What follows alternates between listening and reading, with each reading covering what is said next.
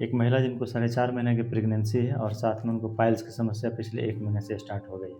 उनके पैखाने में बहुत ज़्यादा ब्लड आ रहा है और पैखाना करते समय उनको बहुत तेज़ दर्द हो रहा है।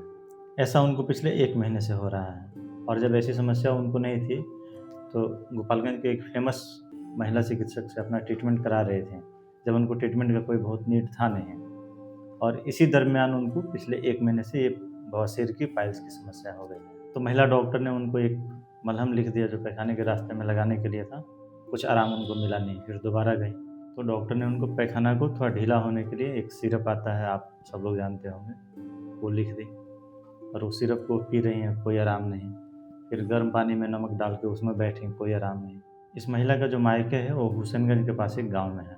तो इनके मायके वाले जो पिताजी हैं, वो इनको मुस्तफ़ाबाद ले जाके और जो कुछ प्रैक्टिशनर लोग हैं, जो स्वघोषित बवासीर के विशेषज्ञ लोग हैं, मेडिकल साइंस में ऐसा कुछ होता नहीं है, बवासीर विशेषज्ञ होता नहीं है, लेकिन ये लोग हैं।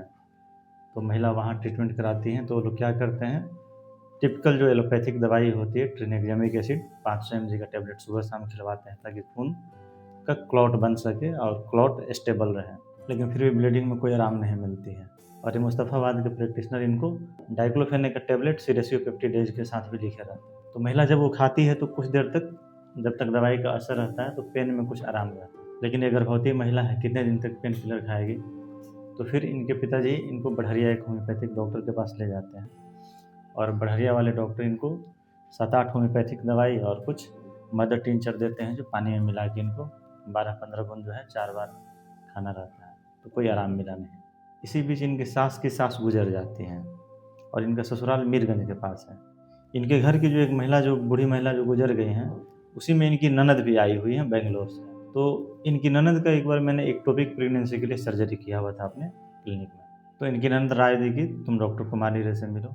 तो हुआ ये कि दोनों फिर साथ में यहाँ आ गए। मैंने हिस्ट्री लिया और केस एनालिसिस किया और फिर इनको अपने चार्ज बताया कि हिस्ट्री टेकिंग का चार्ज ये है और एनालिसिस एंड मेडिसिन का चार्ज ऐसे रहेगा।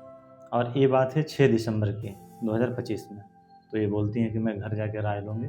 फिर ये घर चली जाती हैं। फिर 10 तारीख को सुबह में फिर इस क्लिनिक पे आती हैं और इस 4 दिन की कहानी बताती हैं कि दोबारा ये गोपालगंज वाली महिला डॉक्टर के पास गई थी।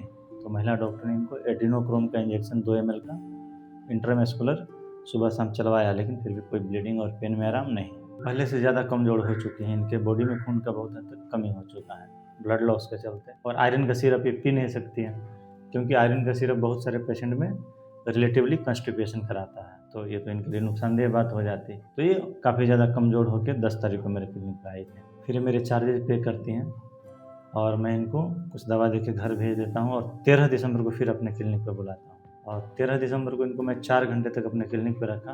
जब इनके दर्द में 80% लगभग आराम मिल गया, तो मैं इनको घर भेज दिया और बोला कि आप डेली सुबह शाम व्हाट्सएप से मैसेज करके अपडेट देते रहिएगा कि क्या-क्या आपको आराम मिल रहा है और क्या-क्या प्रोग्रेस हो रहा है आप में। अगले दिन से ब्लीडिंग कम होने लगा, जैसा महिला व्हाट्सएप से मैसेज की, और 15 तारीख के बाद से महिला को ब्लीडिंग नहीं हुआ है।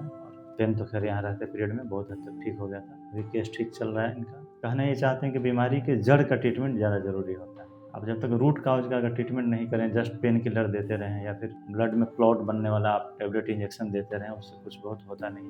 प्रेगनेंसी में इनको ऑपरेशन कराना उचित लगा नहीं और इनको किसी ने ये भी बताया था कि सर्जरी के बाद दोबारा भी हो जाता है। बीमारी के मूलभूत कारण का, जड़ का इलाज करना ज़्यादा ज़रूरी रहता है। सिर्फ पेन किलर दे देना या ब्लड को क्लॉट बनाने वाली दवा दे देना, इससे बहुत बार बीमारी दब जाती है और बहुत बार दबती भी नहीं है। ठीक होना तो खैर दूर की बात है। अगर आप चाहें तो कमेंट में लिख सकते हैं कि मैंने महिला को कौन सी दवा दी। Thank you.